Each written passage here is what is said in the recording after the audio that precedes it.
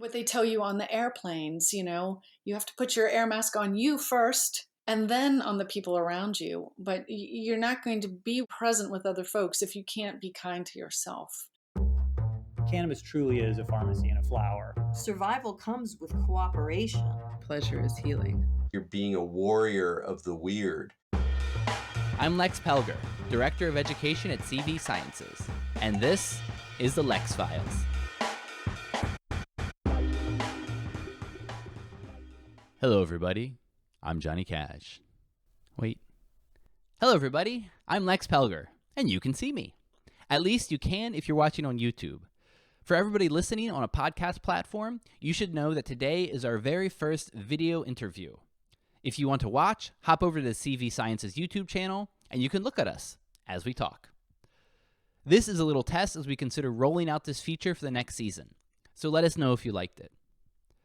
Speaking of seasons, there's only a few episodes left in this second season before I go on paternity break. And just to give a little hint of things to come, for our season finale episode, number 49, we'll feature another video interview with a special guest and a very special co-host. So something to look forward to. For today, for our very first test of the video interview system, we talk with Dr. Kim Penberthy. She's a clinical psychologist who wrote a book with her daughter titled Living Mindfully Across the Lifespan, an Intergenerational Guide. It's an excellent book for practical exercises drawn from clinical psychology that you can use to improve your life, your stress response, and your mental health. As you'll hear, I got a great deal out of reading this book, and I was recommending it to friends and family. She's a great speaker with an important message, so please enjoy this video interview with Dr. Kim Penberthy. Hello, everybody. I'm very pleased to be here today with Dr. Kim Penberthy. Thanks for joining us. Thank you. I'm very happy to be here. And so you wrote an excellent guide called Living Mindfully Across the Lifespan, an Intergenerational Guide.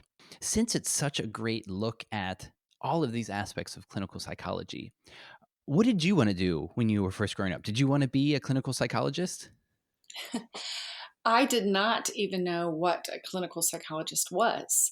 So I didn't know anything about that. I actually wanted to be an astronaut and a ballerina. So neither of those really happened, although I did dance ballet.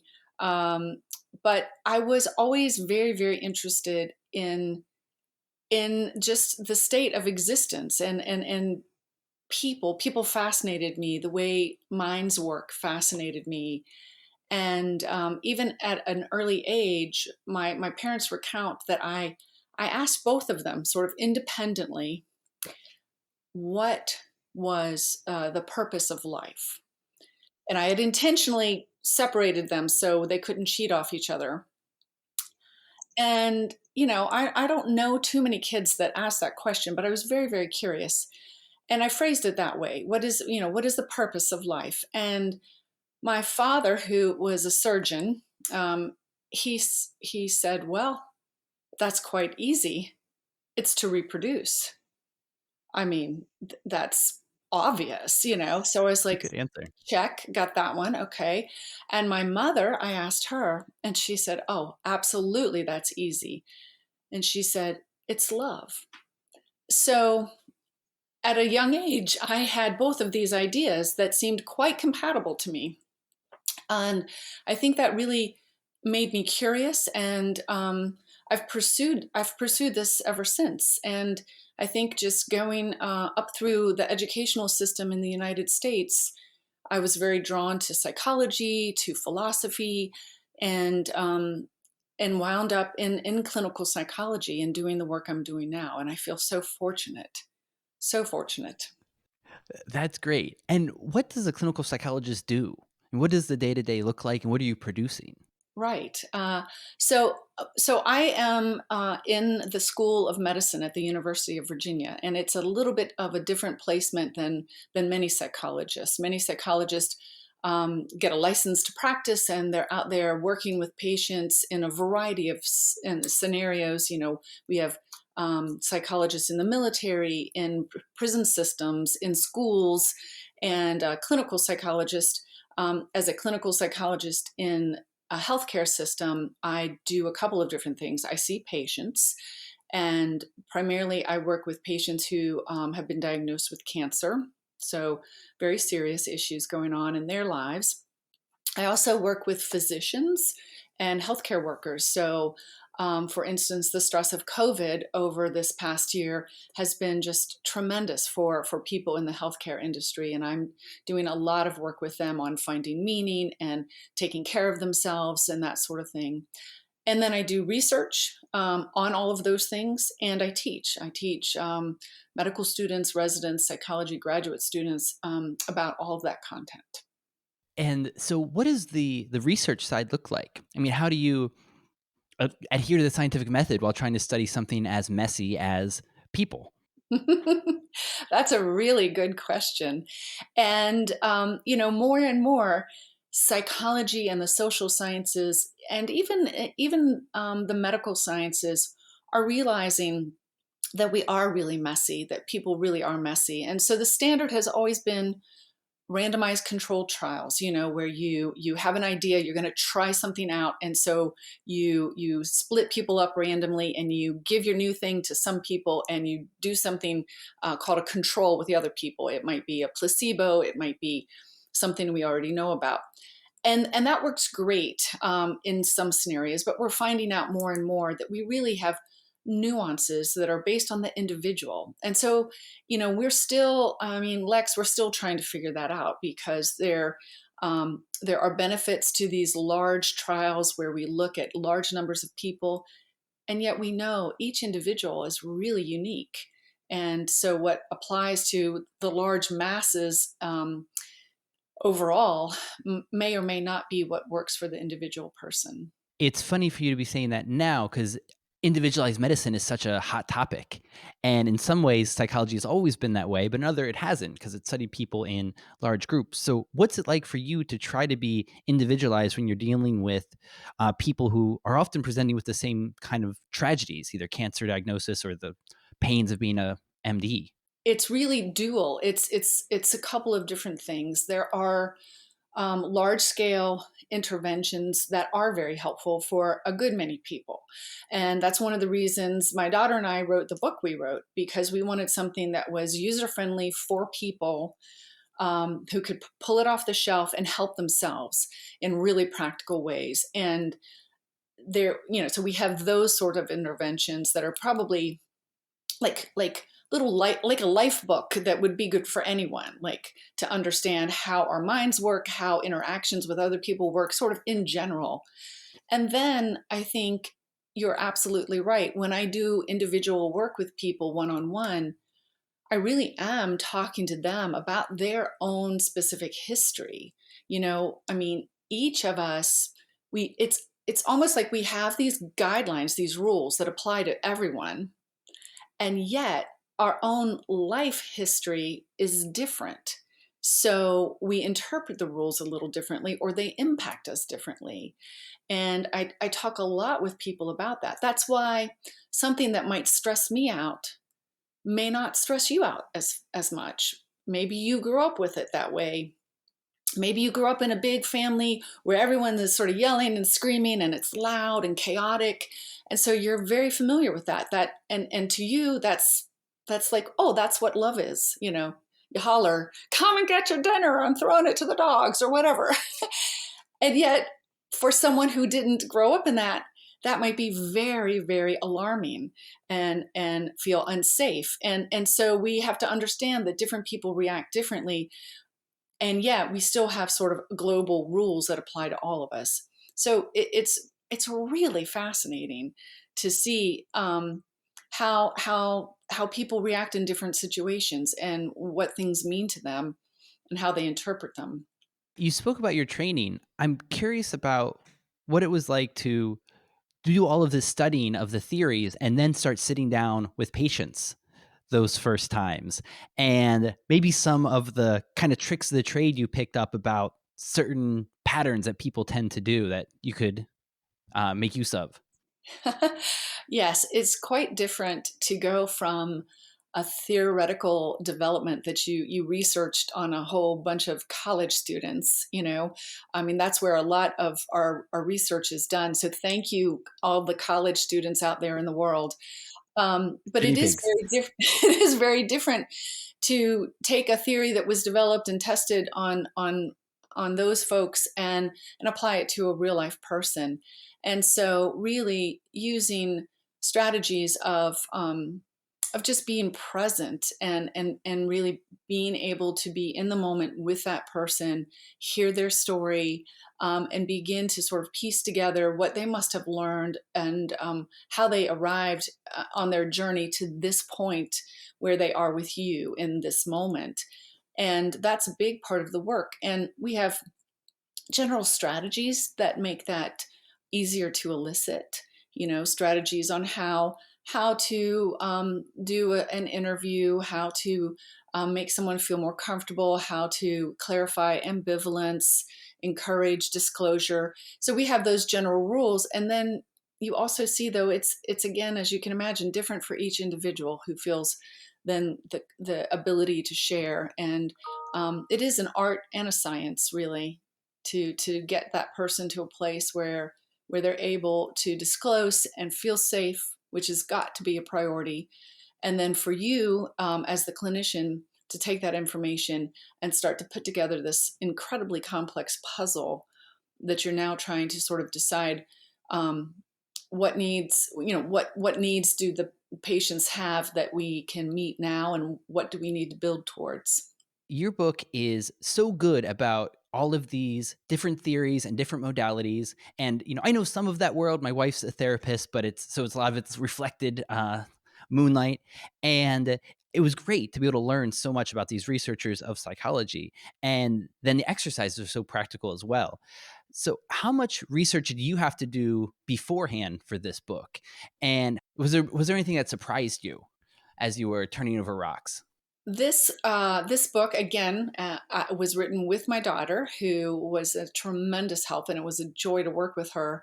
She's 25 and studied psychology herself, and is a yoga instructor and a mindfulness instructor, and so we really sort of brought together our years of work in this area.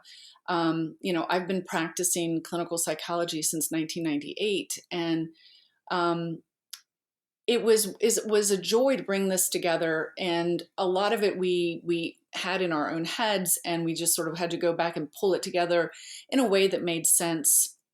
We really wanted it to sort of span the life of, and we really focused on looking at what are the issues that people have across the lifespan. Self-esteem, self-confidence. Usually that's like appears in young adulthood, childhood, and then fear of death and dying, and in the older years, and all the things in between. And so we really organized the book that way. It's got 12 chapters for sort of the seasons of life, and it really came together fairly easily when we organized it that way. And again, as I said earlier, we really wanted something that we could share with patients, with clients, with colleagues, and say, here, here, we can talk about this for you specifically, and then here's a book that will give you some of the general components. And for all the folks who really like to have deep dives, we give references and the science behind it, so they can go and explore some more and have the confidence that we're not just making it up. uh, so that helps instill a little bit of confidence that this stuff will work. Yeah. And so it was fun to be able to write with your daughter. Was it ever difficult? We write in the book about the difficulties we had, and they were more external than internal. During this time, I broke my finger, which is really hard to type when you break one of your main long fingers. My husband had an accident, and he broke 10 bones in his body, and that was really scary. Sorry. And he was in the hospital a long time, and then in rehab for a while, and then at home, he couldn't really get around well. So a lot of my time helping take care of him. And then, of course, we had COVID happen during all of this as well. So we had challenges, not from each other, but from the world. Pretty And good. we laugh because we're like, well, great, that was more material for our book. We write about, how, especially those challenges, how to deal with challenges that you don't really have any control over, because those can be the toughest, where you feel helpless. And that's one of the things that helped me through the reading of your book was, putting things in the category of what you can deal with and what you can't. And the other thing was, you mentioned earlier about self-esteem, and you defined in the book what I didn't know, the difference between self-esteem and self-compassion and self-efficacy. I was wondering if you could share a little bit on those three terms. Yes, sure. So I think it's important because we often, and it's fine, people use those interchangeably. It can be helpful, though, to think about what are the distinctions, because they do exist. So self-efficacy, we really think about as your ability. Can I do something? Do I have the ability to do this?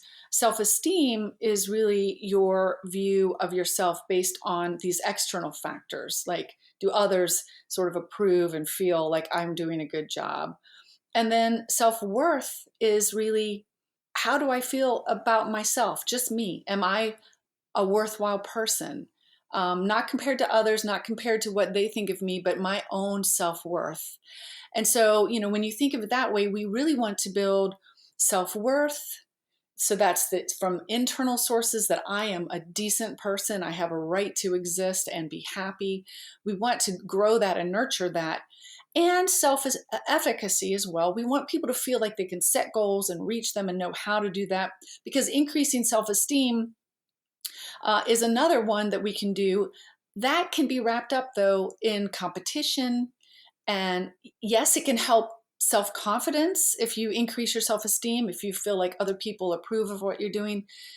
You have to be careful with that one, though, because you can run into comparing yourself. And we know that that's not always helpful, because yes, we want to be the best we can be, but that doesn't mean at the cost of someone else doing more poorly. So trying to keep that in mind. And I'm always encouraging people to focus primarily on their self-worth first, and then on self-efficacy, setting goals, getting to those goals and understanding why, and knowing that self-esteem will come in an appropriate way with that.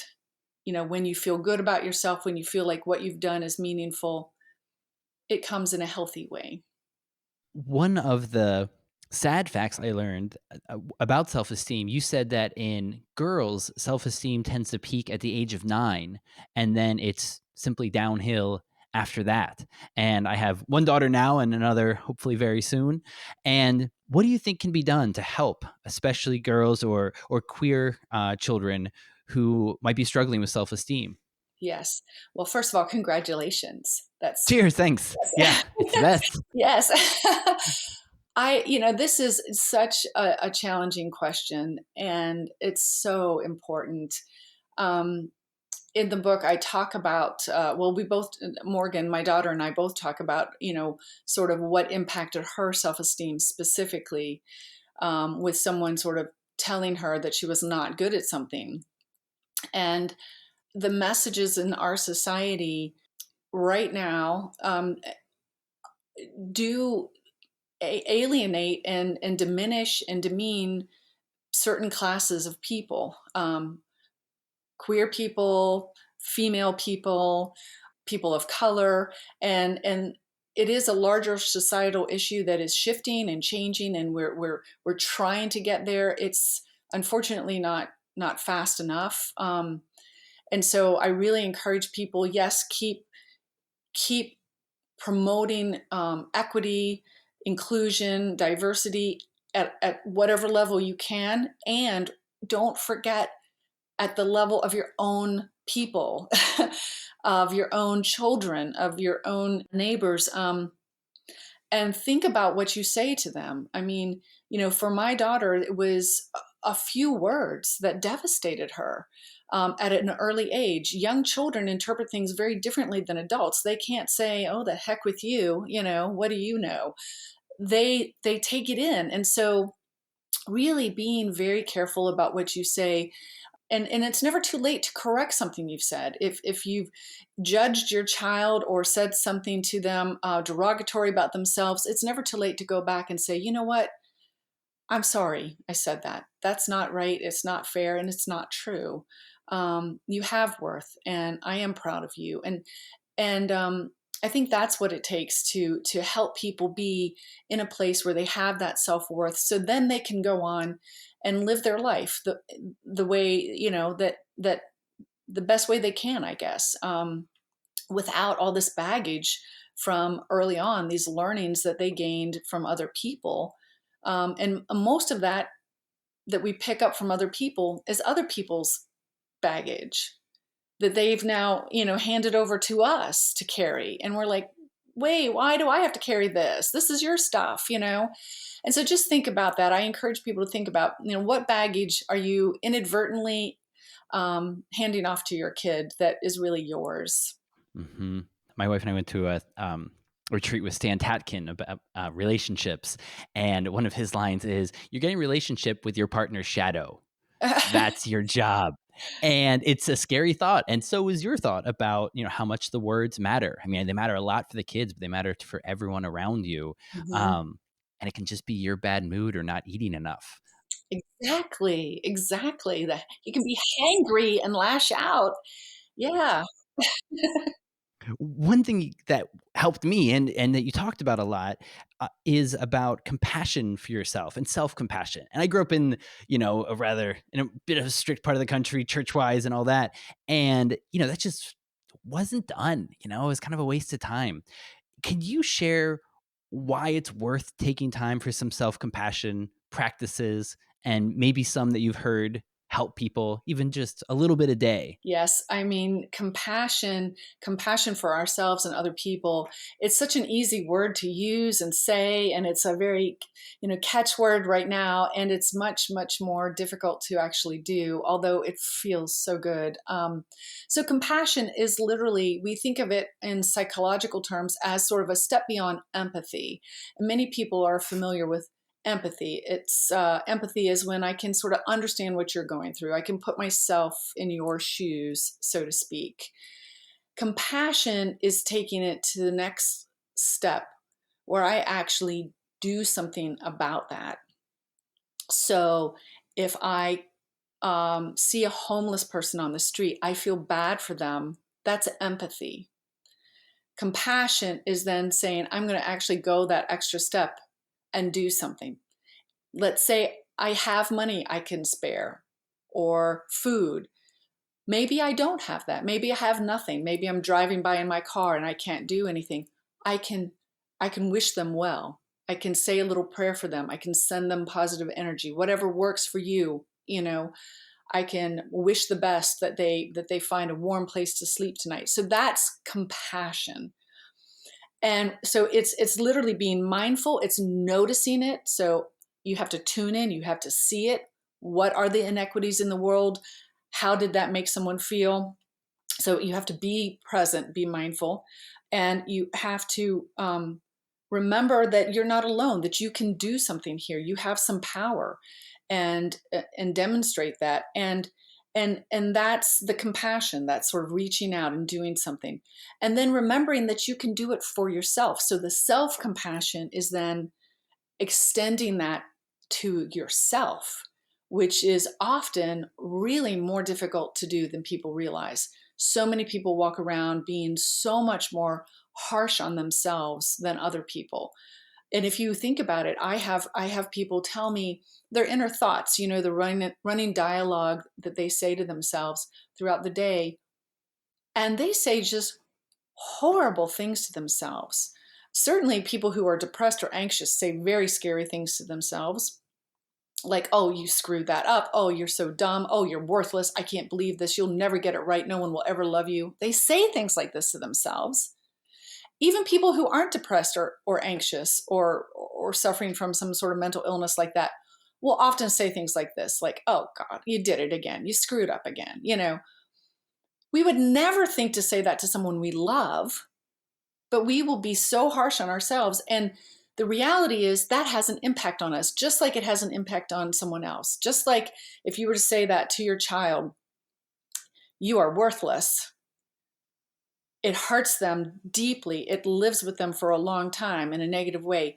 The same thing happens to us if we say that to ourselves, even as adults. And so self-compassion is being mindful, being present, extending that compassion to ourselves, and trying to be aware that we can be nice to ourselves. We can say nice things to ourselves. And it's actually going to be much more helpful than berating ourselves or saying really negative, horrible things to ourselves. It's stressful times in a stressful world. It's easy to feel tense, irritable, and discontented.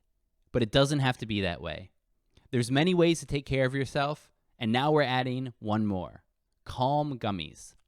Here at CV Sciences, we combined 3 powerful ingredients into a tasty gummy to help support a sense of relaxation and a zen state of mind.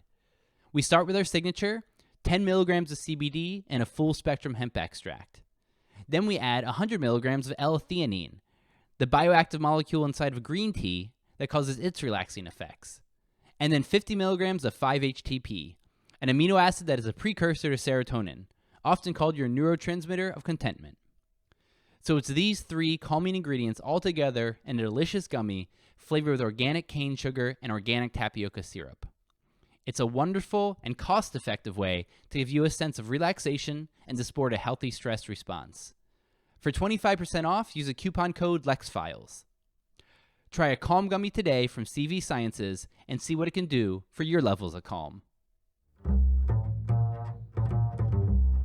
Yeah, and it can be so difficult to stop that. The monkey mind just keeps going and chattering. Are are there ways to help divert that thread sometimes? Ways to interrupt it at least? Yes, I mean, I think there are meditations, compassion meditations. They're called loving kindness meditations, sometimes called metta meditations, and practicing these regularly can be very helpful. This is really where you pause and you become more aware. So you sort of settle into the present moment and you extend these well wishes to other people. People from different religions practice this as well in a more formal way. So Christians might have prayers for other people, and different religious approaches have these sort of intentional wishes for good, for other people, for the world, for the future. And so beginning to pull that into your own awareness and really use those in a structured and an unstructured way. And it can be as little as a good example is I have a sticky note on my mirror where I brush my teeth in the morning, and it says, "I love you unconditionally as you are right now." And this is something that I then read every morning, at least twice a day, in the morning and at the end of the day when I brush my teeth. And it helps me be compassionate to myself. I have a wonderful story of a woman I knew who was going through a very hard time. She was a single mom and feeling very down on herself, questioning a lot about her life. And I encouraged her to do this, to write some affirmations so she could be compassionate to herself and for her own self-worth. And what she decided to do was take some old lipstick samples she had, and she wrote them on the mirror in her bathroom. And they were things like, I am a good person. I deserve to be happy. And I thought that was a great use of old lipstick. It was bright red. She wasn't going to wear it. Yeah. And I write about it in the book, so you might have read that story. And her teenage son came in and looked at it, and she was at first embarrassed, like, oh gosh, he's going to give me a hard time, make fun of me. And he said, "Did you write those, Mom?" And she said, "Yes." And he said, "Oh, well, they're all true." just sort of matter of fact. And it was just like, oh my gosh, that's pretty amazing. So yeah, remind yourself if you have to, write it in lipstick on a mirror, write it on a sticky note, whatever it takes. But you're going to be so much better off being kind to yourself, because it's a lot like what they tell you on the airplanes. You have to put your air mask on you first and then on the people around you. But you're not going to be worth much as far as being present with other folks if you can't be kind to yourself. The cloud needs to get the ocean before it can water the whole valley. Hmm. Um, can you share about how you personally learned more about self-compassion with your mother's passing? Yes. Well, I learned a lot about compassion in general with that. So, my mother was such an important person in my life and such an amazing woman. And she died very suddenly. Um, and I think coming to terms with that, I had to develop some strategies to cope with that because it was so unexpected and such a huge loss. Compassion for myself was easier than compassion for the people around me.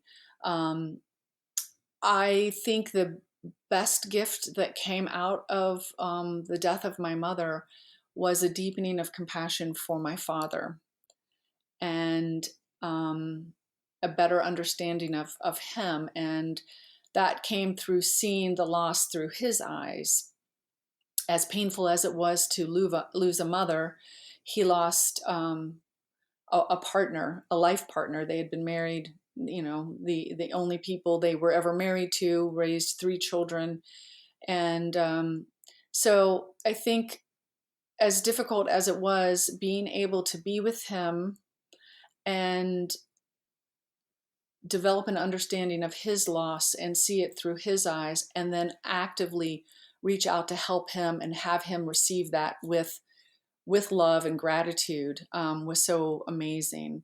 And I think, my mother did another beautiful thing by leaving us explicit instructions about how she wanted her ceremony to be, which I would highly recommend for anyone. I deal with a lot of people who are dying on the verge of death. Please, please don't avoid it. Please let people know what you want, because it is such a gift. It's your final gift.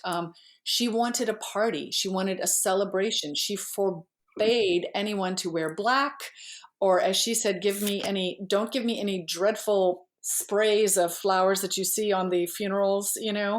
She wanted live plants, music, dogs, cats, any animal. And so we literally had a celebration. People who didn't know drove by my mother and father's home and thought there was a wedding going on. We released doves. We just had a celebration. And I learned about how you can celebrate a life and make it more meaningful for everyone who's left behind. That was still to this day, I get messages from people who attended, and they said it really impacted them. It really made them think about death in a different way, and helped them deal with her passing. So yes, I would recommend it. I'm planning on having a party too. Yes. I told my husband, though, I want a marching band. That might be a little hard. I love the sound of a marching band. So Rat-a-tat-tat. Oh, thank you. That's beautiful. That's inspiring. And that actually leads to the next question I was thinking about, which was, what helps us to make peace with how unpredictable life is and the sudden passing of loved ones? I think that's, again, we can think of general things that might help people. And then I really believe each individual person can find within themselves, the things that help them specifically. So for many people, what can help is have some sort of anchoring of a belief system. And we see this both in making meaning of life and in making meaning of death. So over and over again, we see in studies, we think this is why we see that people who have a spirituality or even a religion, that they believe in, that they sort of make sense of life and death through, seem to do better with that. They seem to be more satisfied with life, have better quality of life, and approach death in a way that's healthier. And so that we sometimes forget that can be very individual. You may even be a part of a larger organized religion or spirituality movement, and yet you can say it's allowed to say, and this is what I believe for me. And I think I picked that up early. I again read some odd things for a young person. I read Emanuel Swedenborg, and my dad Oh, loved, nice. yes, and I fell in love with his work. And my dad loved Kurt Vonnegut, and we had Kurt Oh, Vonnegut books nice. all around. And you can imagine the combination of those two things on a young mind. I was like, anything is possible. And I really took from that literally. And also I was raised United Methodist, and Wesley knew Swedenborg. They knew of each other. They corresponded. And John Wesley, who started, the Methodist Church, he really believed in this individual relationship with God, which I thought was, interesting. And that's one of the things I've held on from that component of my teachings, was like, yeah, that makes sense to me, that I would, whatever this thing is we're calling God, that I would have my own relationship as part of that. If they're telling me I'm part of God, well, then I would have my own thing that doesn't have anything to do with all these rules and structure over here. So I think giving yourself permission to say, I can make meaning out of this in a way that makes sense to me, that feels comfortable to me, even if it's not endorsed by an established religion, and knowing that that's absolutely okay and healthy.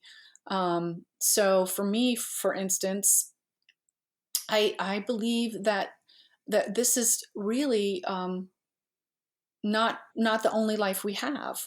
I don't know what exactly that means or what it will look like, but that helps me make meaning. That helps me realize I don't have it all staked on one life. Like, man, I gotta do it right, or I got only one shot, man. That would be a lot of pressure. So it's helpful for me to think about that I might have more opportunities. And I read a lot of theoretical physics, which one of the recent ones I read was about these theories that there really isn't a big bang. It was really multiple ones, that there's this sort of dual universes that and they just repeat over and over, unending. And so that sort of is this sort of amazing physics that would support this idea of ongoing lives and things like that. So whatever it is, I think I have no in on knowing for sure that this is the right answer. I think what's more important is for people to explore and think about and make sense of life themselves, whatever way that looks. And that really does then allow you to sort of be in this life in a healthier way, a more satisfying way, and approach death equally in that healthy way. Absolutely. I think reading Swedenborg and Vonnegut would help with that for sure. If somebody Yes. had the answers, those two were screwing around with it at least. Um, Well, and again, I think this is a big part of the therapeutic process that I use with people, is really trying to find the key that helps the light bulb turn on for each person to realize, oh, okay, it's all right. It's all right to be playful. It's all right to explore. It's all right to think these weird things.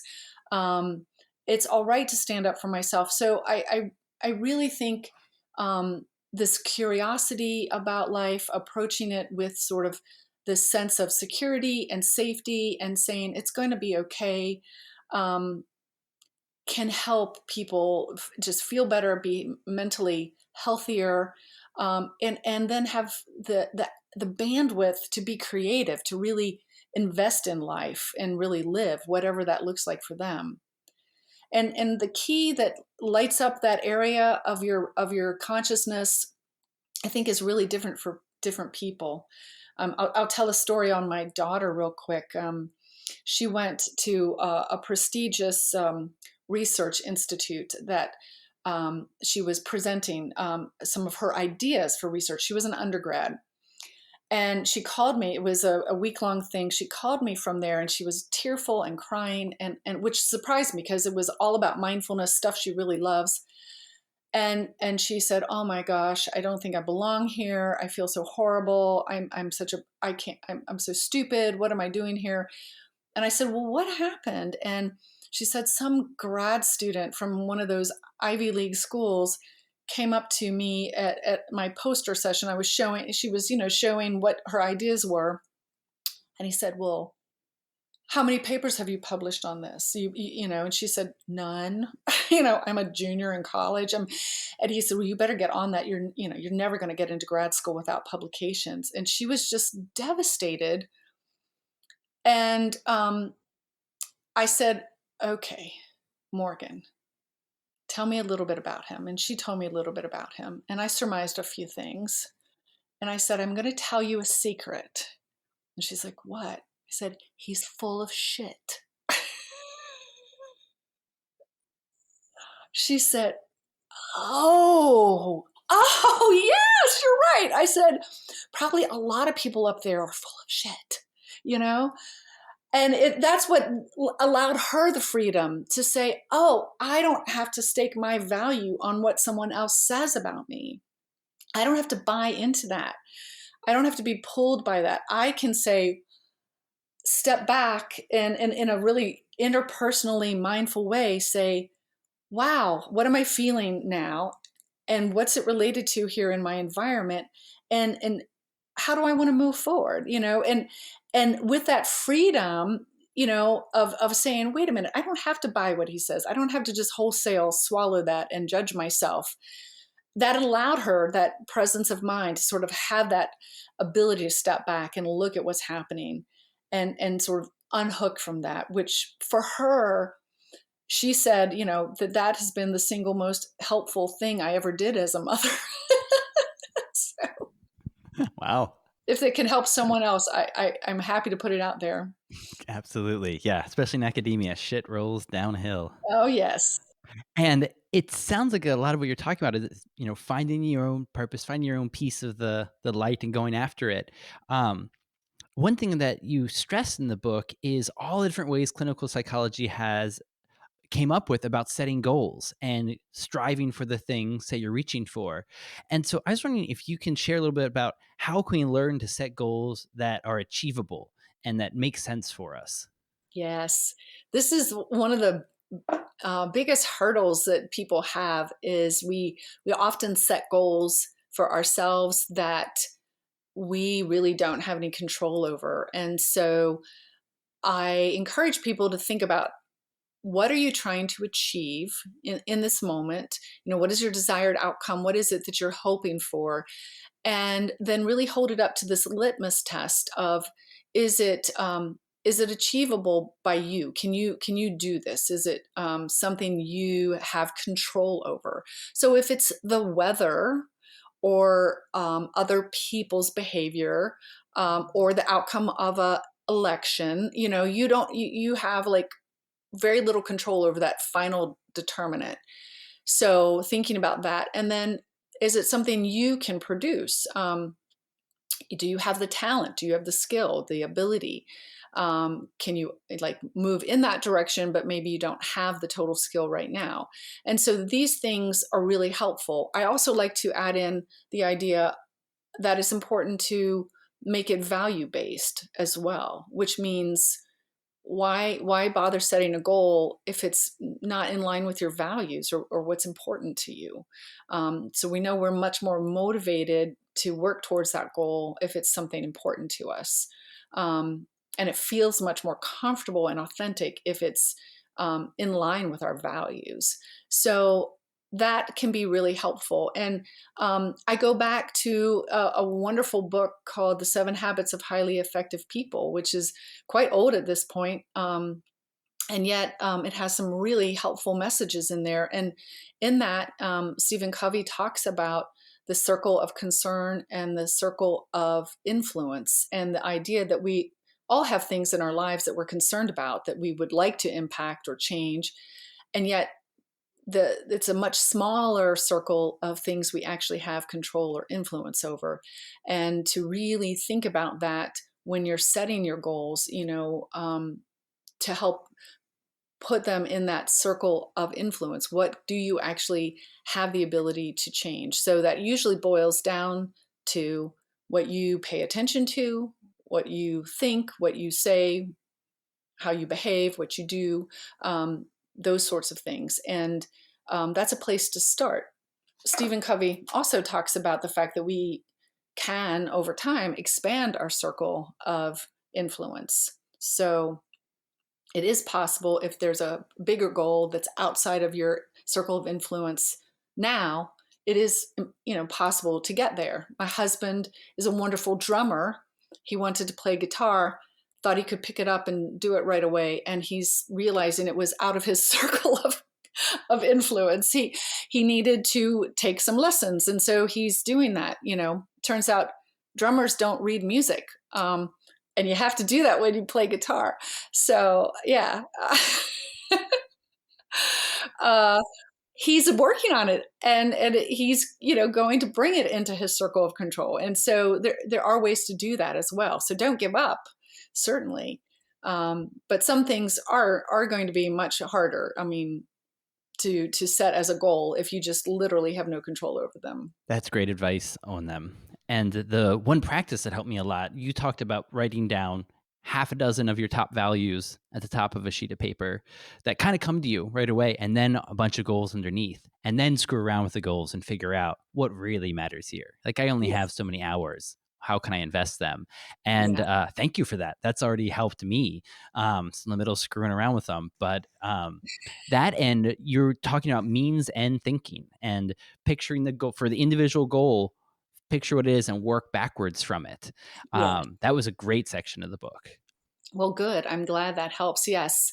We don't realize until we start intentionally working on that, we don't realize how often we get sidetracked by irrelevant things that either might be true and they're just not very helpful, or maybe aren't even true. We get caught up in judging ourselves or predicting a negative outcome or ruminating about the past and how it didn't work in the past, and none of those really help get to the end goal that we've set for ourselves. And so one thing I definitely want to cover in the time we have is your superpower part of the book, which was really fascinating. And it comes from Timothy Leary, which is always makes it a little more curious.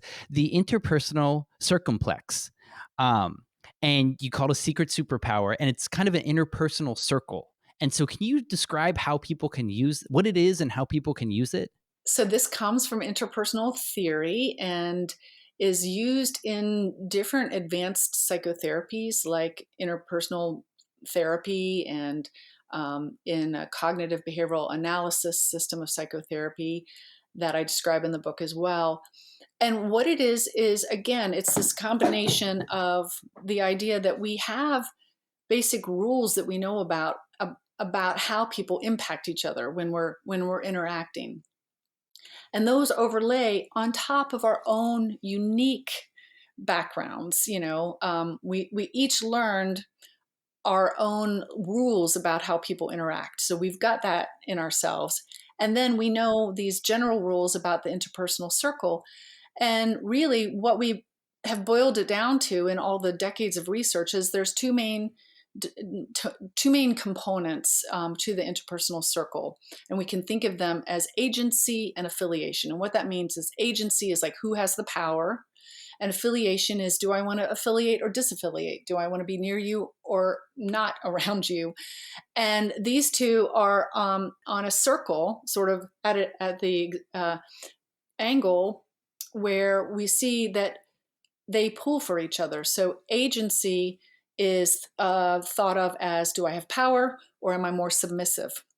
And the complementary pull is that they pull opposite. So right now I'm being more assertive, more dominant. You're being more passive or submissive. And that's called a complementary response. That's sort of how it works, all else being equal. And then on the other axis of the circle, we have that affiliation. We have, do I want to be near this person? We call that friendly. And we know that friendly behaviors, interpersonal gestures, pull friendly from the other person. Hostile on the other side of the circle pulls hostile. And most of us go, yeah, duh, this makes sense. If I scream nasty things at someone, they're pretty angry with me. We know this, and yet we forget that's going on. And there are also combinations. So as you can imagine, you can combine the more dominant with friendly, and you have friendly dominant. So I'm friendly dominant when I say directly, like, oh, would you mind picking up some milk when you go to the store? That'd be really great. That's a friendly dominant sort of statement. And the natural complementary response is friendly submissive. Sure, no problem. And the same for hostile. Hostile dominant, hostile submissive. And we can imagine you can definitely ask for milk in a very hostile dominant way. I can't believe you forgot milk again, you dumb bunny. You better get it this time or you're going to be sorry. That's a very hostile dominant ask, and it gets a very different response. And again, the idea is we forget this because remember, communication is only about 10% about the words. The majority of communication between humans is nonverbal. It's the tone, it's the way you look, it's your body posture. So we can be thinking that I'm just asking for milk and we're coming across very hostile. So being aware of that and then recognizing, because it is a circle and you can measure it, there's a place in the middle that is called neutral. And this is a really powerful place because it's conceptualized as really an interpersonally mindful place. It's a place where when I'm with someone, I'm interacting, I can be present on purpose in a non-judgmental way. It's sort of like stepping back and looking at it, and I can sort of understand what's happening in me. Maybe I'm feeling angry, I'm getting tense, and then I can also connect it to what's going on around me. Oh, it's in response to Lex doing this, and that must mean he's feeling this way. And so it helps us sort of conceptualize what's going on, that sort of aha moment, and then decide, how do I want to proceed? And you can combine it really well with means and thinking by saying, okay, what's possible now? Where do I want to go now? Lex is screaming at me to get milk. I'm feeling very defensive. What do I want to do? And where can I go interpersonally to achieve that? Can I maybe go down to friendly submissive? Oh gosh, Lex, I'm sorry, but I was going to get the milk anyway. Are you okay? Is there something going on? You seem a little upset about the milk. And you can really change the dynamic. You have to be intentional about it, and you have to sort of get to that neutral place first, that mindful place first, and think about what you want that's achievable. In that case, my goal would be, wow, Lex is yelling at me in a hostile, dominant way. That's not like him. I want to move somewhere on the circle and check in with him and see what's going on. See if there's something going on. Maybe he's hangry. Maybe he didn't eat today. It's a good guess. So that is the secret superpower, is having this map in your head of this circle and being able to see other people. I mean, now I can't unsee it. When I go out in the world, I see people interacting and I can place them on the circle, and it's fairly predictable what you will see come back to them. And I teach this a lot in my communication skills with healthcare workers, in my work with people with cancer or psychiatric illness in all domains. It's really incredibly helpful to understand. If you interact with people at all, I think it's incredibly helpful. I agree. It's been very powerful. It kind of feels like a samurai kind of power. You get to this neutral spot and you're just feeling what's going on around, and every action has its equal and opposite reaction. And even this week, it's made it so much easier with my wife to remember, oh, yeah, I started this. Was the one who started being pissy first. And look at what it got me. Pull back to see where we're at. She's 8 months pregnant. I could shut the fuck up more. Yeah, that neutral spot has been really amazing to learn about. So the interpersonal circumplex is a Mm-hmm. great term for it, and it's a reason alone enough to buy the book. Just two last questions I wanted to ask. One was, you talk about a lot of different types of stressors in life, which was interesting to hear. But I wanted to ask more broadly, how do we build resiliency to stress and the anxiety in our life? What tools help with that? That's a big one. And again, this is a very key in this day and age with COVID and everything. And the strategies really are straightforward, and they're very hard. And that's why, it's not always practiced. So you have to approach and accept. That's the first thing. And for many people, when there are stressors in their lives, it's very tempting to avoid it, to put it off, don't deal with it, or deny it. Say I just can't deal. That's not right. That's not true. Blame other people. So the first step is really to accept and approach it and say, it is what it is. Let me sort of pause, take a deep breath, and approach it and really look at it. And I think it's helpful for people to remember that you can't build resilience without stress. And so if you can think of stress as an essential part of life, I mean, it's going to happen. Nobody lives a stress-free life. So if you can think, okay, this is an opportunity to build resilience, it does help you sort of stay in the moment and approach it. So approaching it, accepting it, and don't forget that you can bring other people in. So support others and allow support for you. We often forget that we've got lots of partners in this life, lots of people in the world who can help us, give us advice, help us solve a problem. Or if they can't help, they could at least lend an ear and just let us sort of vent about it. And so reminding yourself, I can pull other trusted people in and build my resilience, build my approach to this. Using mindfulness, both interpersonal mindfulness, like we did, what we talked about with the interpersonal circle, especially if it's stress from another person. It's so helpful to remind yourself to go to that neutral place on the interpersonal circle and think about what's happening, what is it related to, what other things could be going on with that person. Are they in the middle of a difficult time in their life? That sort of thing. So having that mindfulness, that perspective, both in yourself and in the other person. And then really extending compassion to yourself and the other person. So out of that mindfulness, you can sort of move more easily into that sense of, I wish well for them. I mean, we're all here on the earth to have a good life. We all show up to work to do a good job. We all have children to raise these people to be good people. So reminding yourself that no one showed up just to piss you off or make your life hard. It might feel that way, but they really didn't. That driver that cut in front of you really didn't plan his whole day around ruining yours. And it sounds silly, but we react to it that way. And often when we're stressed, we react to it as a very personal.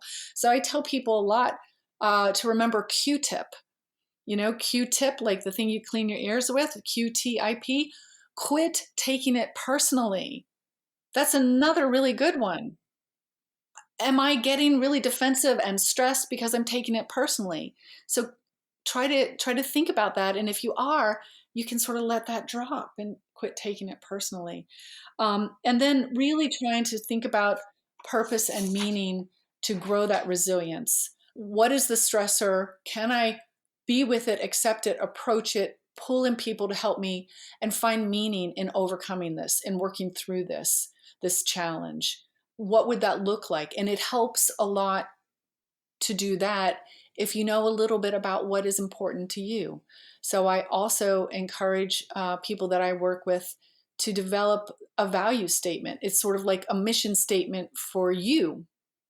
And you can have them like a company has sort of globally, or you can have it for each part of your life, like a mission statement for my friends. I want to be a loyal friend, or I want to be a generous friend. That sort of thing. We can have those for our family, for our career, for, our lovers, our intimate partners. So it really provides a structure for your decision-making, a reason for your resiliency, a reason to cope with stress if you have something that's worth doing to you, something that you value. That's great. And what you're saying about purpose really dovetails into the last thing I wanted to ask about, because you had a really beautiful segment in the book discussing individual meaning-centered psychotherapy, ICMP. And you write that a basic premise of that modality is that life never ceases to have meaning, and that source of meaning can be for many different areas of life, as well as the legacy that we leave behind. So can you leave us with any last words about how to find our purpose in life? That's a big one, and it's an important one. I think trying to show compassion to yourself is a place to start, because so many of us are told by people that raise us, by the society around us, that to make a meaningful life, we have to achieve a certain thing, amount of money, a life partner, possessions. And over and over again in working with people, especially people who are approaching death, those are not the important things. And their meaning does not derive from that. Their meaning really derives from experiencing life. And I would advocate that if you can be fully present in your life, then it has purpose and meaning. And that is regardless of what you achieve in your life, who you marry, how much money you make.